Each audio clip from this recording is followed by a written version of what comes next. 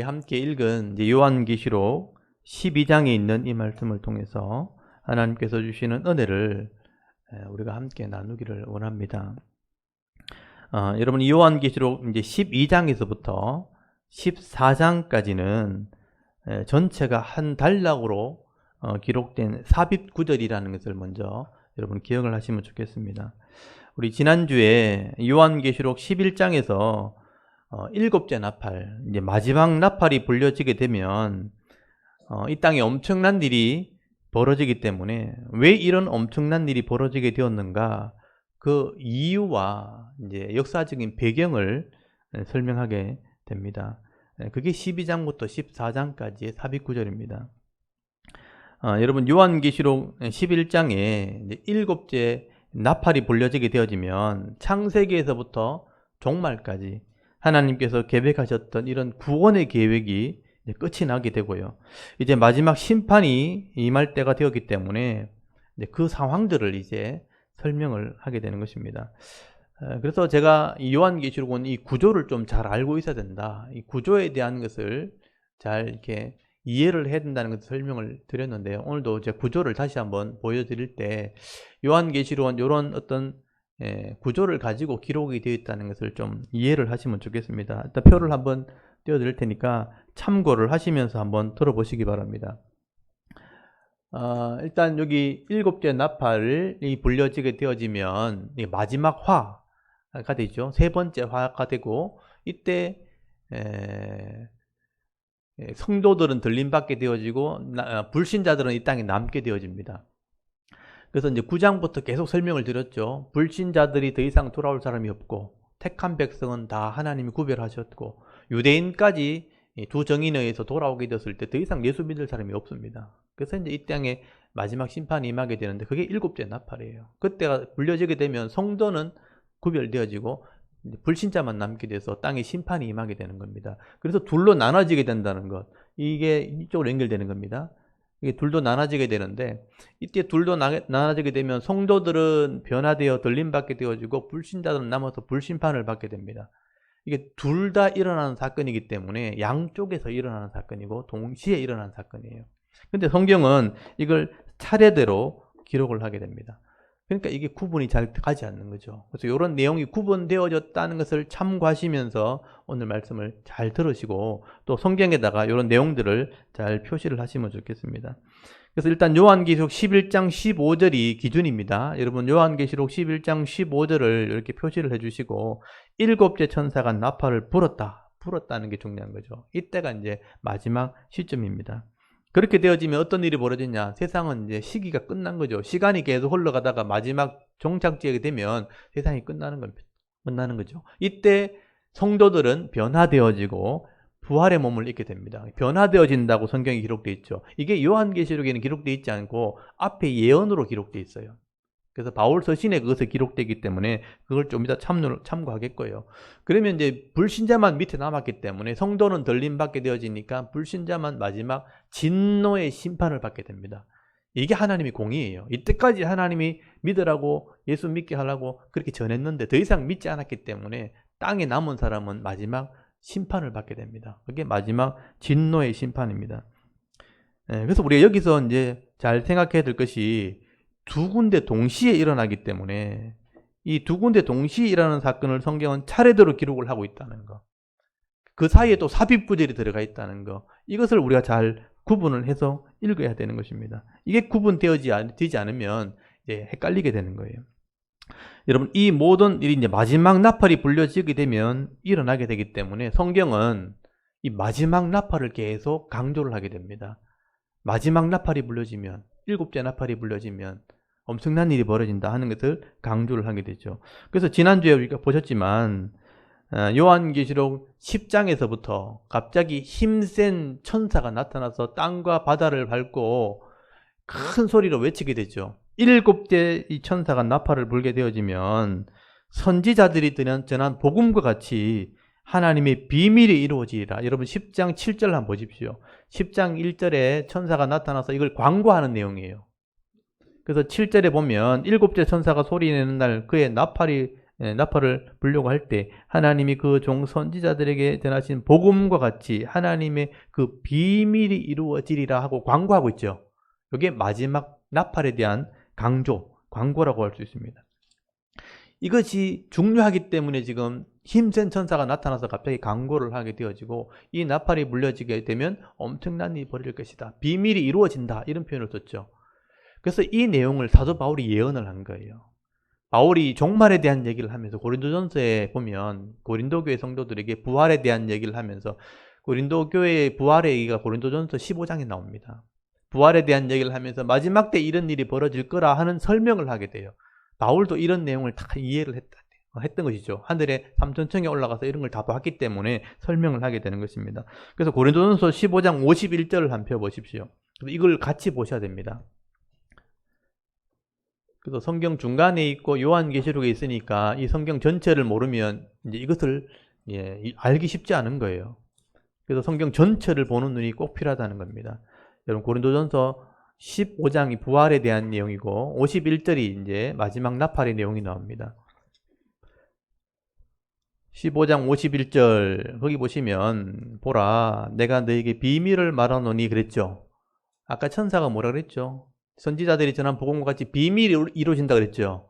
근데 그 비밀을 얘기하는 것이죠. 보라 내가 너에게 비밀을 말하노니 우리가 다 잠잘 것이 아니요 마지막 나팔의 순식간에 호련히 변화되리니. 여기 마지막 나팔이 나오죠. 마지막은 제일 마지막의 나팔이니까 요한계시록의 7째 나팔이 마지막 나팔이죠. 그러니까 이 마지막 나팔이 불려지게 되면 호련히 모든 것이 순식간에 변화되는 일이 벌어지게 될 것이다. 이 변화된다는 이 단어는 완전히 다른 것으로 바뀐다 이런 뜻이에요. 그러니까 다른 몸을 가진다 이런 의미이기 때문에 부활의 몸을 의미하게 되는 것입니다. 그러니까 이 시점을 마지막 시점으로 보는 것입니다. 그래서 7째 나팔이 불려지게 되어지면 마지막 나팔이 불려지면 성도는 다 변화되어지는 겁니다. 그래서 죽은 자들이 먼저 썩지 않을 것으로 살아나고 여기도 변화된다. 52절에 나오죠. 그래서 이제 하나님이 계획한 그 때가 이제 끝나는 거죠. 그래서 이제 육신의 몸에서 이제 변화된 몸으로 변하는 시기가 오게 되었다 하는 것을 우리가 알 수 있게 되어지는 것입니다.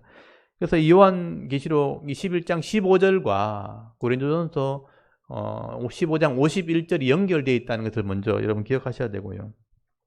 그래서 이 요한계시록의 7째 나팔을 모르면 이 바울이 말한 마지막 나팔도 뭔지 모르겠죠. 그래서 이것을 알아야지만 서로 이해가 되어지는 것입니다. 이렇게 마지막 나팔이 불러지는 순간에 모든 역사는 종결되어지고 모든 자연의 법칙도 사실 끝이 나는 겁니다. 그래서 죽은 자들이 변화되어지는 일이 벌어지는 거죠. 죽은 자들은 지금 땅은 밑에 흙으로 들어가 있고 영혼은 낙원에 가 있잖아요. 근데 그것이 변화되어지는 몸을 가지는 게 부활의 몸입니다. 이건 영도 아니고 지금 육신도 아닌 거죠. 영원히 사는 몸으로 변화되어진다고 말씀하는 것이죠. 그래서 우리는 이것을 부활이라 보통 얘기를 하는 거예요. 부활절에 이 얘기를 많이 하는 거죠. 그래서 제가 말씀을 드리는 게 이 부활이라는 것은 단순히 사람이 살아나는 것을 얘기하는 게 아니고 변화되는 시대를 말하는 겁니다. 이때가 되면 모든 것이 다 부활의 몸으로 변화되어지는 시대가 온다. 그 때가 온다는 것을 말씀하게 되는 겁니다. 그래서 이것이 부연 설명된 곳이 데살로니가전서 4장 14절입니다. 여러분 데살로니가전서 4장 14절을 항상 같이 보셔야 되고요. 여기도 바울이 데살로니가 교회에 종말에 대한 얘기를 하면서 이런 때가 온다는 얘기를 하게 되는 겁니다. 그래서 이 두 군데는 꼭 여러분 기억하시고 요한계시록과 같이 연결을 해야 된다는 것을 기억을 하셔야 됩니다. 데살로니가전서 4장 14절에서 17절까지 여기 보시면 여기도 종말에 대한 얘기, 마지막 때 죽은 자들에 대한 부활에 대한 얘기를 하면서 이 얘기를 쓴 거예요. 거기 14절 한번 보십시오. 우리가 예수께서 죽었다가 다시 사심을 믿을진데 이건 부활이죠. 부활은 마지막 때에 대한 표잖아요. 이와 같이 예수 안에서 자는 자들, 죽은 자들이죠. 하나님이 그와 함께 데리고 오시리라. 우리가 주의 말씀으로 너희에게 이것을 말하노니 주께서 강림하실 때까지니까 마지막이죠. 우리가 살아남아 있는 자도 자는 자보다 결코 앞서지 못하리라. 주께서 호령과 천사장의 소리와 여기 하나님의 나팔 소리 하는 거 나오죠. 이 나팔 소리가 바로 마지막 나팔을 얘기하는 거예요.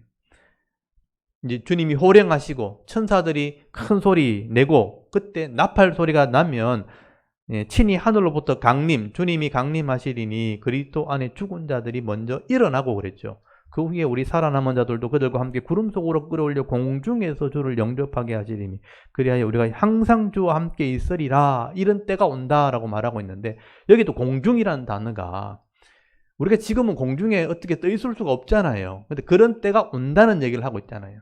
이게 일단 자연의 법칙이 모두 끝난다는 거예요. 그렇게밖에 해석할 수가 없는 겁니다. 이 공중이라는 단어가 원래 호흡이라는 단어예요. 공기라는 뜻입니다. 공기 중에 사람들이 주님을 만나게 되는 일이 벌어진다는 것은 변화되지 않으면 불가능하죠. 그래서 고린도전서 15장 51절에 호련히 변화한다는 것과 공중에서 주님 만난다는 것은 같은 의미가 될 수 있는 겁니다. 그게 일곱째 나팔이 불려지게 되면 이런 일이 벌어지게 된다라는 얘기를 하게 되어지는 것이죠. 그래서 정리를 하게 되면 이 요한계시록의 이 11장 15절에 마지막 일곱째 나팔이 불려지게 되어지면 예수를 믿는 성도는 영원히 살 수 있는 몸으로 변화되는 겁니다. 호련히 다 변화된다 그랬으니까 변화되어지고, 그리고 그 땅에 살아남은 사람은 다 불신자밖에 없는 거예요. 성도는 들림 받았으니까. 인을 쳐서 구별했고 들림 받았으니까 땅에 남은 자는 다 불신자들이죠. 그래서 성도들은 공중에서 주님을 만나게 되는 일이 벌어지고 땅에는 불신자들이 마지막 진노의 심판을 받는 일이 벌어지게 된다는 거예요. 그게 동시에 벌어지는 일이라는 것입니다. 그래서 성도는 들림 받는다 그래서 이걸 보통 휴거라고 말하죠. 휴거란 말이 끌릴 줄자에 들것자거든요. 그래서 들려서 끌려간다 이런 뜻이에요. 그래서 공중에 끌려가는 일이 벌어질 것이다. 그걸 이제 휴거라고 말을 썼는데 사실은 데살로니가전서 4장 17절 말씀을 그렇게 해석한 겁니다. 이런 때가 오고 이런 일이 있게 될 것이다. 이때 살았던 죽었던 다 변화되는 겁니다. 이게 중요한 거죠. 이 마지막 때가 되어지면 일곱째 나팔이 불려지게 되면 산 자도 변화되어지고 죽은 자도 변화되어지는 거죠. 그 시대가 변화되는 시대가 됐다는 뜻이에요. 이게 하나님이 계획한 때입니다. 그래서 그거를 영원히 사는 시대, 그렇게 이야기를 하게 되는 것이죠. 그래서 요한계시록 11장 15절 말씀에서 다 이것이 시작된다. 일곱째 나팔이 불려지면서 이런 놀라운 일들이 일어나게 되어진다. 예수를 믿고 죽은 자들은 다 부활의 몸을 입게 되어지고 죽은 자들도 변화되어지고 들림받아 공중에서 주님 만나게 된다. 그래서 이거를 요한계시록에는 어린 양, 예수님 만난다 그래서 혼인잔치라 그래요. 이 땅에서는 성찬식을 하는 것은 약속이잖아요. 그래서 약혼식이라고 본다면 진짜 신랑 만나는 것을 결혼식으로 보는 거예요. 그래서 예수님이 혼인잔치의 비유를 하신 이유는 마지막 때에 대한 비유입니다. 성도들이 이제 주님을 만나게 될 거다. 그래서 신랑 만나기 위해서 거룩한 삶을 사는 것은 신부가 자기 몸을 준비하는 것 같다. 이렇게 표현한 거예요. 그래서 거룩한 신부라는 표현을 쓰게 되는 것입니다. 그래서 성도들은 들림받게 되어지고 이제 땅에 남은 사람은 불신자들이니까 하나님이 창세기에서부터 이때까지 참았던 마지막 재앙이죠. 진노의 대접을 땅에 쏟게 됩니다. 그게 15장에서 16장으로 연결되는 거예요. 실제적으로 11장 15절에서 연결되는 것은 15장 1절과 16장입니다. 15장 1절에 보면 7 대접이 나오고 거기서부터 16장에 7 대접이 쏟아지는 일이 벌어지죠. 그건 땅에서 일어나는 일이에요. 그래서 동시에 벌어지는 것입니다. 그래서 이것을 우리가 좀 기억을 해야 되는 거죠. 11장 15절에서 여기서 15장 1절로 이정표를 달아놔야 돼요. 여기서 연결되는 것은 15장 1절입니다. 그래서 15장 1절 한번 보십시오. 거기 보시면 15장 1절에 또 하늘에 크고 이상한 다른 이적을 보매 7 천사가 7 재앙을 가졌으니 곧 마지막 재앙이라고 되어 있고 하나님의 진노가 이곳으로 마친다고 되어 있잖아요. 그게 끝난다는 뜻이에요. 마지막 재앙이고 이게 끝이다. 그래서 16장 1절에 보면 또 내가 들은 이 성전에 큰 음성이 나서 7 천사에게 말하되 너희는 가서 하나님의 진노 7 대접을 땅에 쏟으라 그랬죠. 이게 땅에 쏟아진다는 거죠. 7 대접이 쉬지 않고 한 번에 쏟아지는 거죠. 이건 동시에 일어나는 일입니다. 그래서 마지막 땅에 불신자들에게 이 진노의 대접이 쏟아지면 다 죽는 거예요. 사실은요. 땅에 살아남은 자는 다 죽어요. 그래서 이미 죽은 불신자도 있겠죠. 이미 죽은 성도도 있을 거 아니에요. 그래서 성도들, 이미 죽은 성도는 땅에 남은 성도가 들림받아서 같이 주님 만나고 땅에는 불심판으로 다 죽고 이미 죽은 불신자가 불려나서 다 심판을 받게 되는 거죠. 이런 일이 동시에 벌어지게 된다는 얘기를 하게 되는. 근데 이렇게 장별로 다 써놓으니까 이게 연결돼 써놓으니까 동시에 일어난 일인지를 모르고 읽을 때는 이게 무슨 말인지 모르게 되는 겁니다. 그러니까 동시에 일어나는 것을 여러분 기억하셔야 되죠. 근데 성경은 이렇게 엄청난 일이 지금 벌어지게 되잖아요. 들림받고 땅 위는 불심판이 임하고 다 죽는 일이 벌어지잖아요. 왜 이런 일이 벌어지는지를 설명할 필요가 있는 거예요. 그래서 중간에 삽입구절이 들어가는 겁니다. 그래서 지금 11장 15절에서 나팔이 불려지고 난 뒤에 12장, 13장, 14장 3장은 삽입구절이에요. 성도들이 왜 이렇게 들림받은지 이유를 설명하는 겁니다.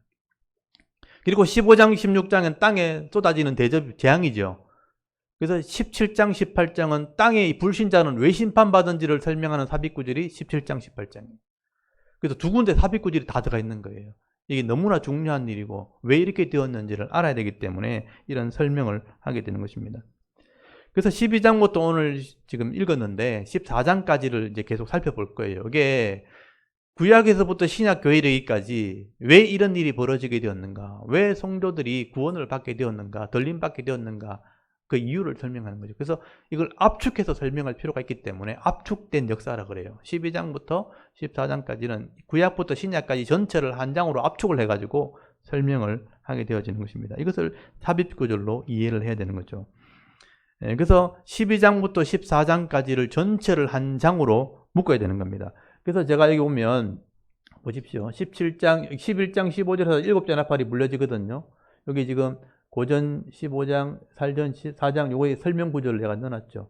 성도는 들림받고 불신자는 남아서 심판을 받는데 15장엔 들림받은 성도들이 왜 들림받는지 12장부터 14장까지 설명을 하는 압축 구절이죠. 심판을 벗어난 성도들이 어린 양의 노래를 부르게 되죠. 심판을 벗어나게 되니까 거기 보면 구원의 노래를 부른다고 되어 있거든요. 그래서 왜 이렇게 된지 설명하고 있고, 땅에는 지금 7 대접이 한목에 쏟아지고 다 죽어요. 그래서 이거 불바다를 그래요. 그래서 불 섞인 유리바다라고 표현했는데, 불바다를 이 성도는 벗어났기 때문에 노래를 부르고, 밑에는 이 심판을 받기 때문에 왜 심판받는지를 17장부터 18장까지 설명을 하게 돼요. 불신자들이 이렇게 해서 심판을 받은 거다. 이유를 설명하는 거죠. 그러면 여기서 다 끝나는 거죠. 그리고 19장에는 들림받은 성도가 어떻게 되는가? 주님 만나는 장면이 나와요. 그게 어린 양의 혼인잔치예요. 그리고 19장 후반부에는 새들의 잔치. 불신자들은 다 죽었잖아요. 다 죽었으니까 새들의 밥이 먹이가 되는 거예요. 그걸 새들의 잔치, 죽음의 잔치라고 그래요. 그래서 위에는 어린 양의 혼인잔치, 밑에는 새들의 잔치 동시에 설명하는 거죠. 그리고 20장에 이 모든 죄를 짓게 하는 주동자가 마귀거든, 마귀. 마귀가 잡혀서 죽는 장면이 20장에 나옵니다. 그리고 마지막 21장에 어린 양의 신부, 거룩하게 된 신부의 모습을 설명하고 22장에 새하늘과 새 땅, 천국의 모습을 설명하는 거죠. 그래서 요한계시록이 끝나는 거예요. 이런 구조를 가지고 설명을 하고 있다는 것을 여러분 이해를 하셔야 되는 것입니다. 근데 예전에는 이런 구조를 우리가 이해를 못했던 것입니다. 그래서 이런 구조를 이해하지 못하고 성경을 읽게 되어지니까 여러분 이런 11장에서 15장으로 또 중간에 삽입구절 들어간 부분을 이렇게 이해를 해야 되잖아요. 근데 이걸 연결해서 이해를 해버린 거죠. 그러니까 이게 무슨 말인지 모르는 거예요. 그러니까 도저히 이해가 안 되니까 억지 해석을 하게 되는 거예요. 이걸 억지로 해석하게 되어지니까 잘못된 교리가 나오게 되어지고 잘못된 이단이 여기서 나오게 된 겁니다. 그래서 제가 말씀드렸죠. 이 기독교의 모든 이단은 요한계시록에서 나온 거라고. 왜냐하면 다른 것은 다 역사를 비교하면 다 구분이 가요. 근데 요한계시록만 이루어지지 않은 사건이기 때문에 구분이 안 가는 거예요. 그래서 이런 구조를 알지 못하면 잘못 억지 해석을 하게 되어지고 잘못 이해를 하게 되는 일이 벌어진 거죠. 여러분 이런 구조가 최근에 와서 정리가 된 거예요. 제가 어릴 때 신앙생활 할 때만 해도 이런 부분을 몰랐습니다. 그러니까 이건 억지로 막 해석하다 보니까 굉장히 혼란스러운 요한계시록이 되었고 목사님들조차도 너무 힘들다 어렵다 하니까 성도들은 아예 볼 생각도 안 했죠. 그러니까 성도들도 안 보지 목사님들도 안 보니까 이단들이 그걸 막 억지로 해석해가지고 그걸 이거다 저거다 설명해버리니까 와 이단에 가면 뭔가 진리가 있다 이렇게 된 거죠. 근데 다 억지 해석이더래요 그게. 그게 이단의 교리가 된 겁니다. 그러니까 그렇게 설명해도 모르니까 증명할 수 있는 방법이 없으니까 그렇게 다 그냥 믿으라고 한 거예요. 이런 구조를 잘 정리해버리면 누구라도 이해할 수 있습니다. 여러분 처음 이걸 들으셨기 때문에 이게 복잡해 보이죠. 근데 자꾸 이렇게 이해가 되어지면 나중에 이게 정리가 되면요 확실하게 보입니다. 이것만큼 확실하게 보이는 게 없어요. 요한계시록은 굉장히 쉽다. 제가 늘 이런 설명을 드리는데 쉬운지 이해가 안 되죠. 근데 이걸 구조를 알고 나면 진짜 쉬워지는 거예요. 이게 다 아구가 맞게 돼 있어요. 구조를 알고 읽으면 쉬운데 모르면 진짜 어려운, 그게 비밀인 거예요. 비밀. 아는 사람만 알고 모르면 도무지 모르는, 그게 비밀입니다. 그래서 요한계시록은 제가 설명드린 이 부분들을 잘 들어보시고 여러분 이해하시면 돼요. 우리가 이해할 수 있는, 이성으로 이해할 수 있는 한계까지는 이해할 수 있어요. 이해하고 난 뒤에 그 다음에 이해되어지는 것만 믿으면 되는 겁니다. 억지로 믿으려고 하니까 문제가 되어지는 것이죠. 그래서 여러분 11장 15절에서부터 마지막 나팔이 불려지면서부터 이런 일이 벌어진다. 그래서 이건 여러분 아직 정리가 안 돼서 지금 설명이 들으면 좀 헷갈릴 거예요. 그래서 12장에서부터 14장까지는 들림받은 성도에 대한 설명 구절, 15장 16장은 땅에 불심판이 임하는 사건이고 이건 동시에 일어나는 거죠. 그리고 17장 18장은 불신자가 심판받는 것에 대한 설명, 19장부터가 정리예요. 하늘의 어린 양의 어린 잔치, 땅에서는 새들의 잔치. 그래서 20장 마귀, 주동자가 마귀가 잡히는 장면, 그리고 그를 따랐던 불신자가 백보자에서 심판받는, 그럼 다 끝나는 거예요. 그래서 21장에 성도의 거룩한 모습, 신부의 모습을 설명하고 22장에 영원히 사는 세계, 천국의 모습을 이미지로 설명을 하면 끝이 나는 겁니다. 이것이 이해가 되어지면 이제 바른 믿음을 가지게 되는 겁니다. 아, 그래도 이 땅에서 우리가 이 믿음을 지킬 가치가 있겠구나 하는 믿음을 가지게 되는 것이죠. 그래서 첫 출발이 죄인들을 구원하는 언약의 말씀 레위기고요. 레위기가 이해되어져야 이 죄악의 땅에서 어떻게 살지 기준을 가지게 되고, 이 기준을 가지고 있어야 마지막 이 기준으로 심판이 임하는 요한계시록도 이해가 되는 거예요. 그래서 첫 책과 요한계시록이 다 이해가 되어지면 중간의 역사는 인류의 역사와 내 인생을 비교하면서 살면 되는 겁니다. 그래서 구원받는 거고 복을 받는 겁니다. 요한계시록과 이 레위기서부터 구원을 알 수 있도록 써놨는데도 불구하고 우리 역사라는 큰 과정과 이런 구조를 이해하지 못하면 성경이 이해할 수 없는 책이 되어버리기 때문에 중구난방이에요. 그냥 주장하는 게 다 자기 말이 되는 겁니다. 그렇게 되면 안 되는 겁니다. 어느 시대 말해도 다 맞아야 되고, 누가 말해도 맞아야 되고, 어느 목사가 말해도 맞아야 되는 거죠. 어느 나라에 가서 설교해도 이해가 돼야 되는 거잖아요. 성경이 진리라면. 그렇죠. 어린아이도 이해돼야 되고 노인도 이해돼야 되고 대학 교수도 이해돼야 되고 우리 아이들도 이해가 돼야 되는 겁니다. 제가 베트남 가서 설교하기도 하고 필리핀 가서 설교할 때 다 공감이 되어지는 이유는 뭐냐면 맞기 때문이에요. 근데 모르면 이게 이해가 되지 않는 거예요. 질문이 나오죠. 그 질문을 통해서 해결하고 바른 믿음을 가질 때 바른 신앙을 가지게 되는 것이죠. 그래서 오늘 12장부터 14장까지는 삽입구절, 그러니까 들림받은 성도들에 대한 설명 구절이다 하는 것을 이해하시고 압축된 역사를 좀 살펴보도록 하겠습니다. 그래서 12장부터는요, 이 구약교회에서부터 신약교회까지 하나님께서 어떤 과정을 통해서 이렇게 구원을 이루어 오셨는가 압축해서 설명을 해요. 간략하게 이미지로 설명을 하게 됩니다. 그래서 이것도 구약의 이미지를 알고 있어야 되는 거예요. 여러분 12장 1절 오늘 한번 보십시오. 거기 해를 옷 입은 한 여인이 나타나게 됩니다.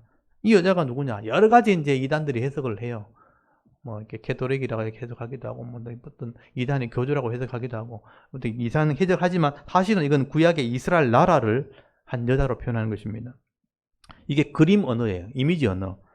여러분 1절 한번 보십시오. 하늘에 큰 이적을 보이니, 여기 표적이죠. 예수님이 늘 표적을 보였다 할 때 그 표적입니다.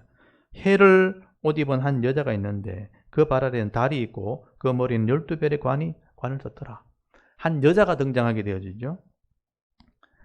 이 이미지는 창세기에 보면 요셉이 꿈이죠. 꿈. 요셉의 꿈을 이미지로 가져온 것입니다. 요셉이 꿈을 우리가 이해하고 있다면 이것을 이해할 수 있죠. 요셉이 두 가지 꿈을 꾸죠. 형들의 곡식단이 자기 곡식단이 절하는 꿈을 꾸고, 두 번째는 해와 달과 별들이 자기 절하는 꿈을 꾸죠.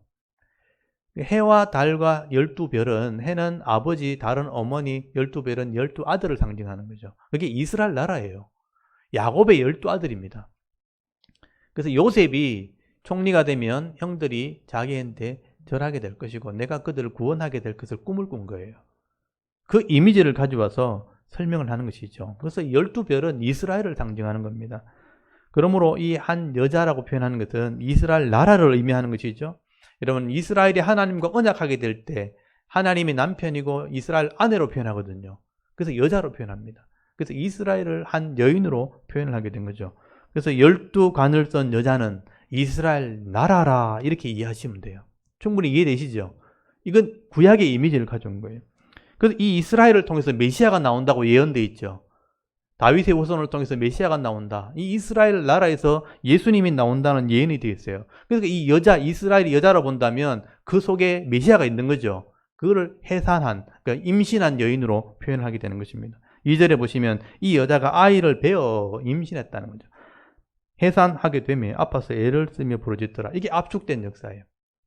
이스라엘을 통해서 메시아가 나오게 될 것을 여인을 이렇게 속에 있는 아이로 표현하고 있는 거죠. 그래서 이 여자를 통해서 이제 메시아가 역사 가운데 나오게 되는데 3절에 보시면 마귀가 이 메시아를 죽이려고 한다고 표현합니다. 하늘에 또 다른 이적이 보이죠. 이게 이제 마귀를 설명하는 거죠. 한 붉은 용이 있어 머리가 7이요 뿔이 10이라 7은 완전을 상징하고 이 하나님을 본따려고 하고 권세 열을 가지고 있다. 힘이 있다는 겁니다. 여러 머리에 7 왕관이 있다. 왕으로 다스린다는 뜻입니다. 그 꼬리가 하늘의 별 3분의 1을 끌어다가 땅에 던지더라. 용이 해산하려는 여자 앞에서, 해산하는 여자가 이스라엘이잖아요. 그가 해산하면, 메시아가 나오면 그를 메시아를 삼키고자 하더라. 메시아를 죽이려고 했다는 겁니다. 그래서 여기 붉은 용은 마귀 또는 사탄의 이미지입니다. 그래서 성경은 용이나 뱀은 다 사탄을 의미하는 것이죠. 그래서 9절에 그 실체를 설명했습니다. 여러분 12장 9절 한번 보십시오. 큰 용은 옛 뱀인데 마귀라고도 하고 사탄이라고도 하며 온 천하를 꿰는 자라. 그가 땅으로 내어 쫓기니 그의 사자들도 그와 함께 내쫓겼다라는 말이 기록되어 있죠. 이게 용의 실체입니다. 옛 뱀이라 창세기에 기록된 그 뱀을 용이라 그런다. 근데 이게 원래 이름은 마귀 또는 사탄이라. 이건 단수로 기록되어 있죠. 근데 그 마귀가 사자들과 함께, 자기 사자들, 자기 일꾼들과 함께 땅으로 내어 쫓겼다. 이게 복수로 기록되어 있거든요. 사자들은 바로 귀신들을 의미하는 겁니다. 같은 천사들인데 타락한 천사를 말하는 것이죠. 귀신들이 내어 쫓겨서 이 땅에 미혹하는 자가 된 것이죠. 그래서 이 마귀가 아담과 하와가 복을 받았을 때, 하나님의 유업을 다 이어받았을 때 하나님과 언약을 해서 받은 거거든요. 그래서 선악을 알게 한 나무를 언약했기 때문에 그 언약을 깨트리게 만들어서 죄 아래 죽는 존재가 되게 한 게 마귀입니다. 그래서 그 죄 때문에 인간이 죽음 아래 들어가게 되었고 고통 속에 살게 된 것이죠. 그래서 하나님께서 이 죄 문제를 해결하려고 창세기 3장 15절에 보면 여자에게서 후손이 나온다 그랬잖아요. 그래서 그 후손이 뱀의 머리를 상하게 한다 그랬죠. 그게 예언이에요. 여자의 후손이 아까 여자의 뱃속에 있는 아이라고 보시면 돼요. 근데 뱀의 머리를 상한다 하니까 뱀의 입장에서는 아이를 죽여야 되는 거예요. 그래서 역사 가운데 늘 뱀이, 사탄이 메시아를 죽이려고 했던 겁니다. 이스라엘을 괴롭히고 메시아가 나오면 죽이려는 일들을 역사 가운데 하게 되는 것이죠. 그래서 거기 4절을 보시면요. 그 꼬리가 하늘의 별 3분의 1을 끌어다 땅에 던졌다. 그리고 이 별 3분의 1을 보통 이제 타락한 천사들을 보통 이야기를 하게 됩니다. 그래서 해산하려는 여자 앞에서 그가 해산하면 그 메시아를 삼키려고 하니 여자가 아들을 낳았어요. 그리고 이는 장차 철장으로 만국을 다스릴 남자라. 그 아이를 하나님 앞과 그 보좌 앞으로 올려가더라. 이것도 압축된 내용이죠. 그래서 구약의 내용과 신약의 교회, 예수님이 태어나면서 신약 교회가 생기는데 이것을 압축해서 설명하는 것입니다. 여자가 낳은 아들이 바로 예수 그리스도예요. 메시아입니다. 4절에 보시면 이 아들을 소개하죠. 장차 철장으로 만국을 다스릴 남자라고 말씀하고 있죠. 이 내용도 알고 있어야 되죠. 이건 시편 2편에 나오는 말씀이에요. 시편 2편을 아는 사람이라면 이게 뭔지 알죠. 시편 2편은 앞으로 메시아가 나올 것을 예언한 시입니다. 여러분 시편 2편을 잠깐만 펴보세요. 알고 있어야 되니까. 그냥 제가 이해하고 넘어가 버리면 여러분 이걸 이해를 못하기 때문에 시편 2편의 내용을 알고 있어야 됩니다. 그래서 이제 요한계시록은요, 성경 전체를 다 알고 있어야 이해가 되는 겁니다. 성경을 모르고 이해하려고 하니까 어려운 거예요. 여러분 시편 2편 1절을 보시면요, 이방 나라들이 분노하며 민족들이 헛된 일을 꾸미는가? 세상의 군왕들이 나와서 관원들이 서로 꾀하여 여호와와 그의 기름 부음 받은 자를 대적하여, 이 기름 부음 받은 자를 세상의 왕들이 대적한다 그러죠. 이 기름 부음 받은 자가 메시아입니다. 기름 부음 받았다 하는 게 메시아거든요. 근데 이 메시아가 나와서 이 땅을 군왕들을 심판하게 된다는 얘기를 하는 시인 거죠. 그래서 여기 7절에 내가 여호와의 명령을 전하노라. 여호와께서 내게 이르시되 너는 내 아들이라. 오늘 내가 너를 낳았다. 그러니까 하나님이 예수님을 낳을 거다. 메시아를 낳을 거다. 그래서 그 9절에 보시면 네가 철장으로 그들, 이 왕들을 깨뜨리며 질그릇같이 부수리라 하시도다 라고 돼 있죠. 이게 예언이에요. 그래서 10절에 그런즉 군왕들아 너희는 지혜를 얻으며 세상의 재판관들아 너희는 교훈을 받을지어다. 여호와를 경외함으로 그를 섬기고 떨며 절구할지어다. 그 아들에게 입맞추라. 너희 왕들은 그 아들 메시아에게 입맞추라는 건 뭐냐면 충성맹세를 말하는 거예요. 입맞춰야 될 것이다. 그래서 그들이 대적하다가는 질그릇처럼 철장에 끼어지게 될 것이다 하고 예언된 거거든요. 그래서 이 예언을 안다면 아까 우리 12장으로 다시 돌아오면 여자가 낳은 아들이 12장 5절에 이는 장차 철장으로 만국을 다스릴 남자라 그랬다면 이거는 메시아라는 걸 다 할 수 있는 게 누구나 시편 1편을 아는 사람이라면. 그래서 여자가 낳은 이 아이는 바로 메시아를 말하는 것입니다. 그래서 역사 속에 보면 예수님이 이 땅에 태어났을 때 헤롯이 예수를 죽이려고 그랬잖아요.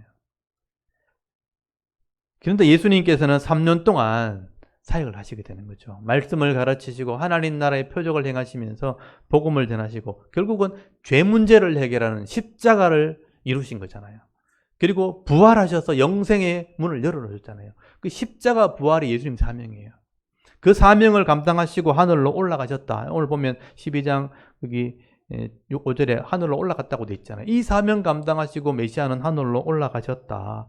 예수님이 십자가의 이 사건을 통해 죄 문제를 해결하시고 그리고 부활하심으로 영생의 길을 열어놓으셨다. 근데 이때 이제 사탄이 박살난 거죠. 여러분, 죄 문제가 해결되니까 죽음의 문제가 해결된 거죠. 영생의 문제가 해결된 거죠. 그때 사탄의 머리가 사실 박살난 거예요. 이걸 영적으로 이제 설명을 하게 되는 것입니다. 사탄의 머리는 박살났고 그 귀신들만 남아서 이 땅을 미혹하는 존재가 되어버린 것입니다. 그래서 6절을 보시면요. 그 여자가 요한계시록 12장 6절입니다. 그 여자가 광야로 도망하며 거기서 1260일 동안 그를 양육하기 위하여 하나님께서 예배하신 곳에 있더라라고 압축돼서 설명하고 있죠. 여기 여자는 메시아를 출산한 여자는 남은 성도들이죠. 신약교회를 말하는 겁니다. 신약교회가 광야 같은 세상을 살아가게 되는데 1260일이라는 기간이 나오죠. 이게 3년 반입니다. 다니엘서 9장에 설명했던 마지막 때 7년 중에 절반 3년 반입니다. 그러니까 그 전에는 예배를 드리게 하다가 마지막 3년 반 동안 핍박이 임한다. 그게 끝나면 종말이거든요. 그 기간 동안 하나님이 신약교회를 어떤 곳에서 보호하시게 될 것이다. 하나님이 지켜줄 것을 말하게 되는 것입니다. 그래서 이 신약교회는요, 광야 같은 세상을 사는 거죠. 광야로 도망했다 했으니까. 그래서 죄 있는 광야 같은 세상을 살다가 마지막 다니엘이 예언했던 것처럼 7년이 마지막 때가 되면 3년 반은 핍박을 받게 될 것이다. 그래서 이 요한계시록 11장에 두 정인이 나와서 마지막 이스라엘 사람들 전도한다 그랬죠. 그게 1260일, 3년 반입니다. 그 마지막 기간이 끝나면 종말이 온다는 것을 의미하게 되는 것이죠. 그래서 이런 상황들을 설명한 것이 7절부터 나오는 얘기예요. 7절은 단락이 나눠져 있어요. 이런 십자가 사건이 이루어지면 사탄이 큰 타격을 입기 때문에 하늘에서는 찬송이 들어지게 되는 겁니다. 이 영적인 상황을 설명하는 거예요. 하늘에 전쟁이 있으니 미가엘은 이제 전쟁을 하는 전사입니다. 그의 사자들이 용과 더불어 싸울 때 용과 그의 사자들도 싸우나 이기지 못하여 다시 하늘에서 그들이 있을 곳을 얻지 못한지라. 큰 용이 내쫓기니 옛 뱀 곧 마귀라고도 하고 사탄이라고도 하며 온 천하를 꿰는 자라. 그가 땅으로 내어 쫓겼다. 그전에는 하늘에 올라가서 하나님께 상소하기도 하고 성도를 막 이렇게 참소했던, 여러분 이게 구약성경에 보면 사탄이 하나님의 성소에 가서 막 참소하는 장면이 나옵니다. 근데 그 일을 못하도록 땅으로 내어 쫓긴, 공중으로 내어 쫓긴 거예요. 땅인데 공중에 공중. 그래서 공중 권세 잡은 자라고 해요.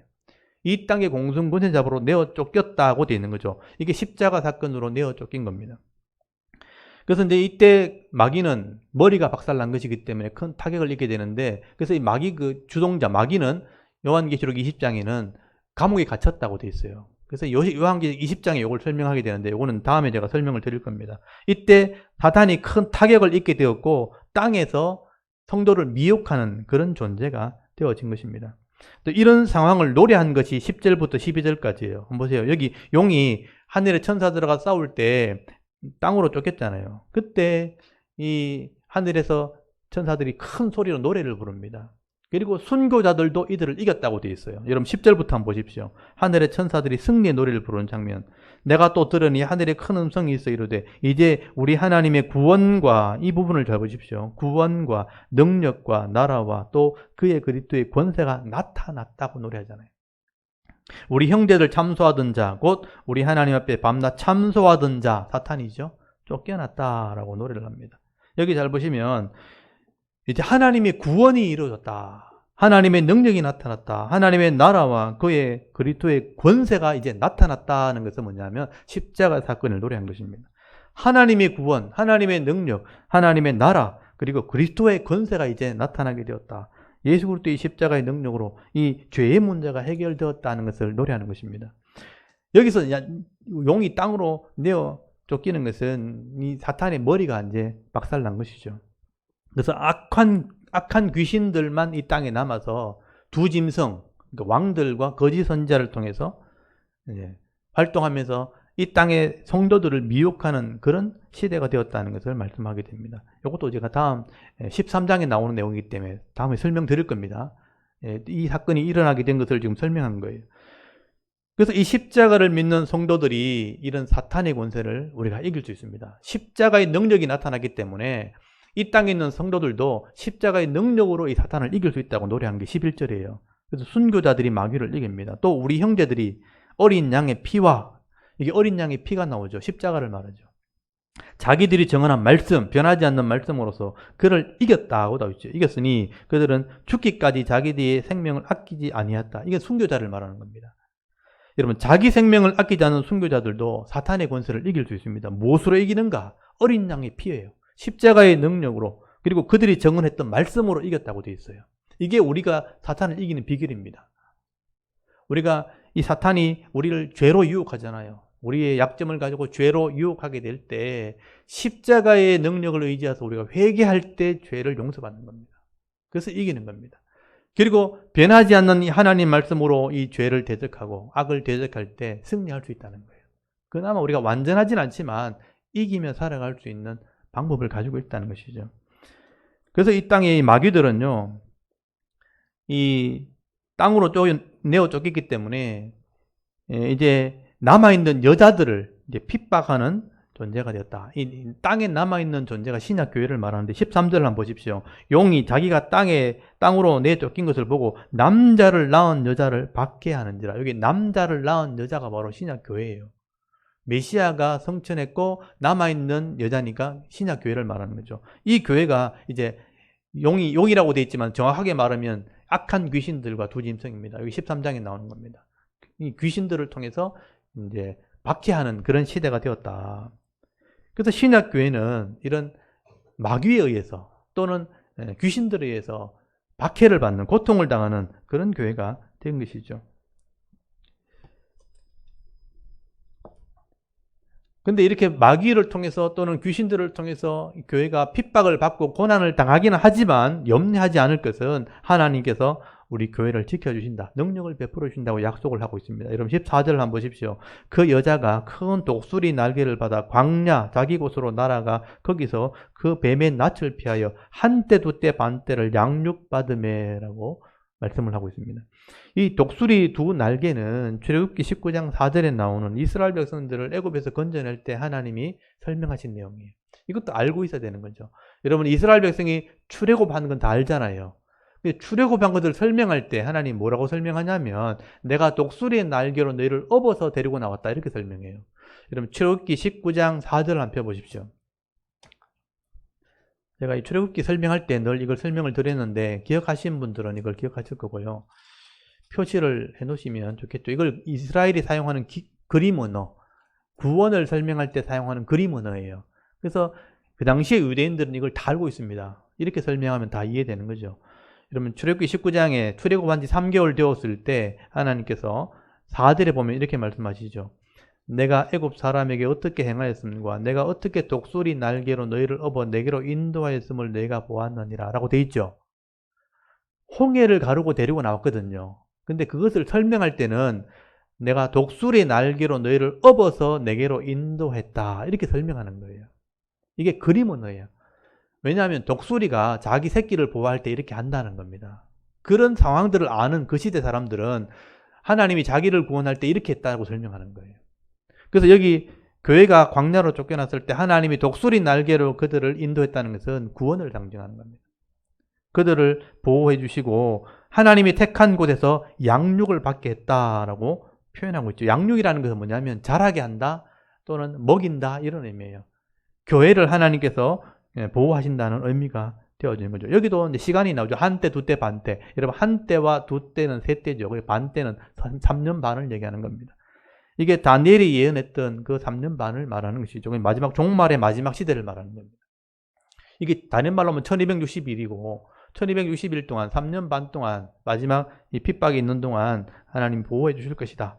이방인의 권세자들이 처음에는 예배를 허락하다가 마지막에 예배를 폐하고 핍박을 하게 되어질 것을 예언한 기간이죠. 그 기간 동안 하나님이 지켜주실 거다. 그래서 15절에 보면 이 구약의 어떤 그림을 가지고 어떻게 보호하시는지를 설명을 하게 됩니다. 여러분 12장 15절에 보면 뱀이 입을 벌려 물을 강같이 토하여 떠내려가게 하려고 하지만 여기 뱀이 입을 벌려서 물을 이렇게 가지고 떠내려가게 한다는 것은 홍수 때, 죄송합니다. 홍수가 아니고 홍해 때. 홍해 때 이스라엘 백성이 구원받고 난 뒤에 애굽의 그 병사들이 다 물에 썰려 죽었잖아요. 물에 썰려 죽었거든요. 사탄이, 이 애굽이 사탄을 상징합니다. 그래서 그대로 자기 이스라엘 백성을 물로 썰어버리려고 하니까 하나님께서 땅을 벌려가지고 그 물을 삼켜버렸다. 이 땅이 벌어지는 사건은 민수기 27장에 보면 그 고라당의 사건 있죠. 모세를 대적했던 고라당이 하나님을 대적할 때 땅을 벌려서 그들을 심판한 적이 있죠. 그래서 그 그림을 가져와서 하나님이 자기 교회를, 자기 백성을 보호하실 것을 설명하고 있는 것입니다. 근데 중요한 것은 이제 17절에 이렇게 교회가 귀신들에 의해서, 마귀에 의해서 이렇게 고통을 당할 때 하나님 보호하시는데 이제 그 교회를 통해서 나오는 자손들이 있다는 거죠. 여자의 남은 자손. 거기 17절을 잘 보시면 용이 여자에게 분노하여 돌아가서 그 여자의 남은 자손이 있네. 남은 자손은 신약교회에서 나온 성도들이 오늘 여러분을 말하는 거예요. 그 신약교회에서 믿음을 이어받아서 계속 나온 성도들이 바로 여러분들이에요. 이 남은 자손과 이 사탄이 싸우려고 마지막 싸움을 하려고 모래 위에 서 있다. 이게 신약교회 성도들을 말씀하고 있는 것입니다. 이게 영적인 싸움이죠. 이 용과 마귀가 이제 마지막 신약교회 마지막 남은 성도들과 싸우려고 대치하고 있다. 이게 이제 13장으로 연결되는 과정입니다. 그래서 그 신약 성도들을 어떻게 표현하고 있냐면 하나님의 계명을 지키고 예수의 증거를 가진 자들 이렇게 표현되어 있죠. 17절 끝에 보시면 하나님의 계명을 지키며 예수의 증거를 가진 자들 바로 성도를 말하는 겁니다. 하나님의 계명 변하지 않는 말씀이죠. 이걸 지키고 있는 사람들 또 예수의 증거를 가진 자들 십자가의 능력과 부활의 능력을 가진 자들 이 사람들과 이 용이 서로 싸우려고 마지막에 모래 위에 서 있게 되었다. 이게 영적인 싸움을 얘기하는 겁니다. 오늘 저와 여러분의 싸움을 얘기하는 것이죠. 그런데 여러분이 구약 시대부터 신약 시대까지 하나님께서 이 마지막 종말까지 이미 자기 백성을 구원할 계획을 하나님 다 계획을 세우셨고요. 또 우리를 지켜주실 것을 계속 말씀하고 있습니다. 우리가 이런 역사를 통해서 하나님의 구원을 우리가 깨닫고 하나님 말씀이 그대로 이루어지고 있다는 것을 우리가 믿는다면요. 하나님 마지막 때도 우리를 보호하실 것을 믿게 되는 거죠. 그래서 그 믿음의 능력으로 영적인 싸움을 싸워서 이길 수 있다는 것입니다. 그래서 여러분 사도 바울이 이 종말에 대한 얘기를 다 알고 있는 바울이 항상 마지막에 보면 영적인 싸움을 할 준비를 하라는 거예요. 그래서 영적인 무장을 해야 될 것을 말씀을 하게 됩니다. 그래서 바울이 기록한 교회에 대한 얘기, 교회론이 에베소서입니다. 교회에 대한 얘기를 하면서 제일 마지막 에베소서 6장에 보면 영적인 싸움을 위해서 너희들이 무장해야 될 것을 설명을 하게 되죠. 너희의 싸움은 영과 영적인 능력과 싸움이다. 여러분 에베소서 6장을 한번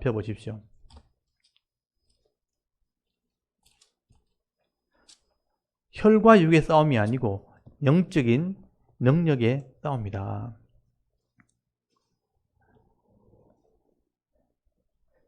에베소서 6장 10절에서 12절까지를 우리 한번 읽어보겠습니다. 10절에서 12절까지 우리의 싸움은 바로 이런 것이다. 한번 읽어볼게요. 시작. 끝으로 너희가 주 안에서와 그 힘의 능력으로 강건하여지고 마귀의 관계를 능히 대적하기 위하여 하나님의 전신 갑주를 입어라. 우리의 씨름은 혈과 육을 상대하는 것이 아니요 통치자들과 권세들과 이 어둠의 세상 주관자들과 하늘에 있는 악의 영들을 상대함이라. 아멘. 여기 보면 몸의 싸움이 아니죠. 육신의 싸움이 아닌 영적인 싸움인데 이 통치자, 권세자는 뭐냐면 이 땅을 다스리는 권세를 말하는 거예요. 악으로 다스리는 그 권세자들과 어둠의 세상 주관자들과 그 악한 영들과의 싸움이다. 그래서 우리 영적인 무장을 해야 된다. 그래서 진리의 띠, 변하지 않는 진리의 띠가 힘이죠. 띠, 의의 흉배, 예수 그리스도의 의로 가슴을 흉배를 차고 구원의 투구, 머리에 구원의 투구 확신을 가지고 발에 복음의 신, 또 왼쪽에는 믿음의 방패, 오른쪽에는 성령의 검, 하나님 말씀으로 무장해야 되는 거다. 영적인 무장을 얘기하게 되죠. 진리, 의, 예수 그리스도의 의를 말합니다. 예수 그리스도의 의, 구원, 확신, 복음, 그리고 믿음, 그리고 말씀, 변하지 않는 말씀, 능력으로 우리가 무장해야 될 것을 말씀하게 되는 것입니다. 그래서 이제 요한계시록 13장으로 넘어가면 마귀와 이 교회가 싸우게 되는 이 영적 싸움은 어떤 것인가? 영적 싸움의 모습을 설명한 게 13장이에요. 그리고 14장이 싸움에서 이기면 주님이 우리를 데리러 오신다. 그래서 들림 받는다 하는 얘기를 하게 되는 거예요. 그래서 우리가 들림 받는 거다라고 설명되는 겁니다. 그래서 지금 12장부터 구약교에서부터 신약교회까지 왜 마귀가 우리를 박해하는가 이유를 설명하고 13장엔 이런 싸움을 우리가 지금 싸워야 되고 14장에는 이렇게 우리가 들림받게 되는 거다 하고 설명하고 난 뒤에 15장에 땅에는 왜 심판받는지 어떻게 심판받는지를 쭉 설명하는 거예요. 그리고 17장, 18장에 이 사람들은 왜 이렇게 타락하게 되고 심판받는지를 17장, 18장에 설명하는 거예요. 그래서 이 구조를 우리가 먼저 이해를 하는 게 참 중요하다. 13장의 영적인 싸움은 제가 다음 주에 오늘 시간이 없기 때문에 다음 주에 설명할 겁니다. 이 내용을 기억하셔야 돼요. 그래서 12장부터 14장까지는 연결된 내용이다 하는 것을 알고 다음 주에 잘 들으셔야 됩니다. 그래서 여기 오늘 들으신 분들은 다음 주 오셔서 들으시면 되고요. 혹시 못 오시면 영상으로 꼭 체크하시고 또 영상에 체크된 것은 계속 남아있으니까 확인해 보십시오. 제가 지금 이렇게 설교하는 것들은 제가 기록에 다 남기 때문에 제 원고에도 남아있고 영상에도 남습니다. 그래서 제가 카페에 계속 올라가 있으니까 확인해 보십시오. 제가 이렇게 이것을 늘 검증하고 점검하기 때문에 누가 들어도 인정할 수 있고 맞을 수 있는 얘기를 기록하고 있는 겁니다. 그래서 이것은 여러분이 남은 인생을 살기 위해서는 꼭 필요한 지식이기 때문에 잘 정리하셔야 됩니다. 이걸 알고 사는 사람과 모르고 사는 사람은 다릅니다. 무엇이 옳은지 알고 사는 사람과 무엇이 옳은지 모르고 사는 사람은 전혀 다른 것입니다. 그래서 이 내용을 여러분 잘 점검할 수 있기를 바랍니다. 그래서 요한계시록 12장에서 압축된 역사를 통해서 하나님께서 죄인들을 구원할 계획을 세우셨고 또 메시아를 통해서 죄의 문제를 해결함으로 자기 백성을 구원하실 것을 이제 압축해서 설명하시게 되고요. 근데 마귀가 이 귀신들을 이용해서 우리를 늘 이제 박해를 합니다. 제일 먼저 알아듣지 못하게. 제일 먼저 마귀가 하는 게 뭐냐면 이 말씀을 못 알아듣게 하는 거예요. 못 배우게 하고 어렵게 만들고 우리가 볼책이 아니라고 생각하는 거예요. 66권 너무 두껍다. 이거 언제 다 보노? 이런 생각 제일 먼저 하죠. 근데 알고 나면 제일 쉬운 책이 성경입니다. 모르면 한없이 어려운 거죠. 목사들도 마찬가지입니다. 이거를 다 하려니까 너무 힘드니까 부분으로 공부하는 거예요. 박사학위 받을 때 한 구절만 가지고 박사학위 받습니다. 그러니까 박사들이 제일 모르는 사람들이에요. 제가 이렇게 얘기하면 또 저는 박사도 아니면서 제가 박사가 아니라서 이런 말 하는 게 아니고요. 실제적인 얘기를 하고 있는 겁니다.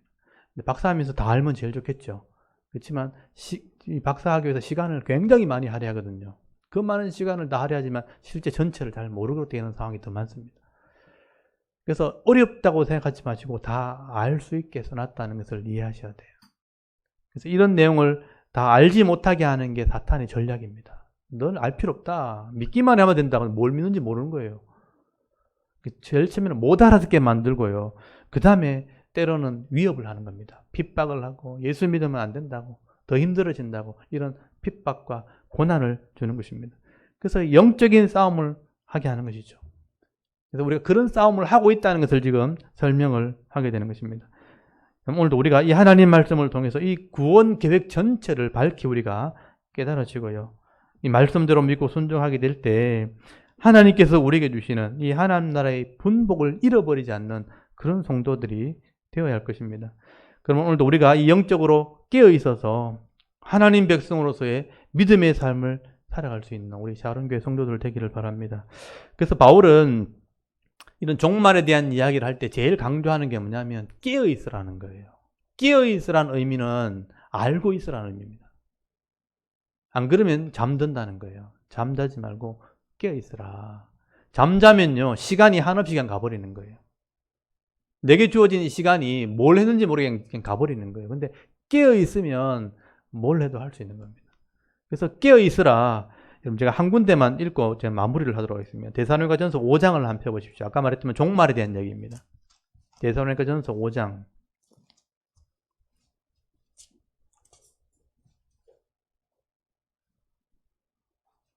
4절에서 8절까지 말씀을 같이 한번 읽어보겠습니다. 4절에서 8절까지 데살로니가전서 5장 4절에서 8절까지 말씀 우리 찾으셨으면 같이 한 목소리 읽겠습니다. 시작. 형제들아, 너희는 어둠에 있지 아니하며 그 날이 도둑같이 너에게 임하지 못하리니 너희는 다 빛의 아들이요 낮의 아들이라. 우리가 밤이나 어둠에 속하지 아니하나니 그러므로 우리는 다른 이들과 같이 자지 말고 오직 깨어 정신을 차리라. 자는 자들은 밤에 자고 취하는 자들은 밤에 취하되 우리는 낮에 속하였으니 정신을 차리고 믿음과 사랑의 호심경을 붙이고 구원의 소망의 투구를 쓰자. 아멘. 여기 보면 깨어 있으라, 정신 차리라 이런 말 하죠. 우리가 이렇게 추위에 잠들면 뭐 뺨을 막 때리잖아요. 정신 차리라고. 자면 안 된다고 이렇게 얘기하죠. 지금 그런 상황인 거예요. 지금 세상에 지금 컴퓨터나 세상에 어떤 문화나 이런 것들이 우리 영혼을 다 잠들게 하는 거예요. 옳은 것을 보지 못하게. 그냥 뺨을 때려야 되는 거죠. 정신 차리라고. 정신 차리라. 그냥 지금 잘 때가 아니다. 잠은 어둠에 자는 거다. 알지 못하는 자들이 어둠에 있는 겁니다. 아는 사람은 낮에 속한 거예요. 깨어 있으라. 정신 차리라. 깨어 있는 게 뭐냐? 설명하자면 믿음, 소망, 사랑을 가지는 거다. 그래서 믿음과 여기 사랑의 호심경을 붙이라는 것은 뭐냐면 갑옷이에요. 갑옷. 전쟁이란 뜻입니다. 믿음과 사랑의 호심경, 갑옷을 입고 구원의 소망의 투구를 쓰자는 것은 그 싸움을 싸워야 된다. 깨어서 싸워야 된다는 겁니다. 예수를 믿는 믿음, 이 예수 믿음 안에 진리에 대한 믿음, 하나님의 존재에 대한 믿음, 말씀의 역사에 대한 믿음, 이게 다 포함된 거죠. 이 믿음을 가지고 사랑의 실천, 알고 있는 것을 실천해야죠. 그게 삶이에요. 삶으로 깨어 있어야 되죠. 그리고 진짜 갈 천국에 대한 인식, 소망이 끼어 있어야 되는 겁니다. 이게 다 있어야 되는 거죠. 변하지 않는 말씀에 대한 진리가 믿음이 베이스가 되어서 사랑으로 실천되어지는 삶이 있어야 되고 소망이 있어야지만 그 길을 가게 되는 것입니다. 그 마음에 끼어 있어라. 믿음과 사랑과 소망에 끼어 있어라. 그리고 그것을 위해서 갑옷을 입어야 된다. 싸워야 된다는 얘기를 하게 되는 것입니다. 저는 이 샤론교회 성도들이 말씀에 이렇게 깨어 있기를 바랍니다. 그러면 여러분 삶이 심심할 틈이 없습니다. 사실은요. 시간이 부족합니다. 할 일이 너무 많기 때문에. 성경을 바로 알고 가정을 바로 세우고 직장에서 정직함과 성실함으로 내 열매를 만들어야 되고요. 교회에 와서 내 은사를 따라 섬겨야 되고 이거 다 하기에는 시간이 부족한 거예요. 그래서 성실하게 계획을 짜고 시간을 전략하고 아껴서 살아야 되는 거예요. 그래서 성실할 수밖에 없는 거예요. 그래서 내가 개발하고 깨어있고 이런 삶을 살게 되어지는 것입니다. 그래서 우리 사랑하는 성도들은 이 바울의 마지막 권면처럼 믿음과 사랑과 소망에 깨어있는 성도들이 될 수 있기를 바랍니다. 그래서 오늘도 이 말씀들을 잘 이해하시고 우리가 향방 없이 어디로 갈지 몰라 방황하는 그런 인생을 살아가는 것이 아니라 내게 주신 이 사명을 우리 믿음으로 잘 감당하고 의로운 삶, 또 거룩한 삶을 살아감으로 내게 주신 이 분복, 각자에게 주신 이 복을 누리면서 살아가는 행복한 그리스도인으로 오늘 하루 살아가는 저와 여러분의 이런 영적인 삶의 모습이 되실 수 있기를 주의 이름으로 축원합니다. 아멘. 잠깐 기도드리겠습니다. 하나님 은혜를 감사합니다. 오늘도 하나님 앞에 나와